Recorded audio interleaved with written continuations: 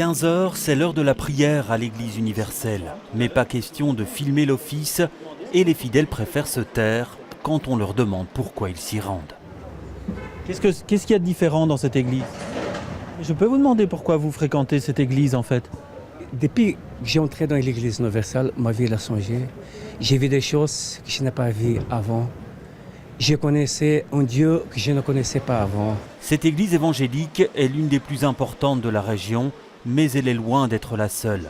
Leur nombre a explosé ces dernières années. Les chercheurs ont recensé 230 lieux de culte protestants évangéliques. La plupart de ces églises sont peu visibles, mais certaines ont pignon sur rue. Elles vivent surtout de migrants qui leur consacrent, même quand ils sont fort démunis, qui leur consacrent des sommes importantes. Donc elles n'ont pas beaucoup de difficultés matérielles, sauf pour certaines d'entre elles qui sont plus récentes.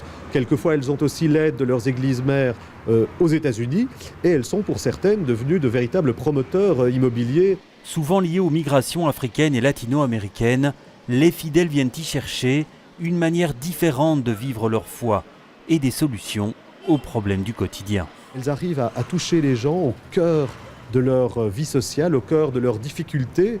Elles apportent une aide à ces gens et donc ça leur permet d'attirer à elles un certain nombre de gens qui sont dans la difficulté et qui trouvent là, en même temps qu'une église, trouvent là un lieu de sociabilité, un lieu d'assistance sociale. Les chercheurs le confirment, les cérémonies de guérison, les transes, font souvent partie intégrante des rituels religieux, sans pour autant parler de dérives sectaires.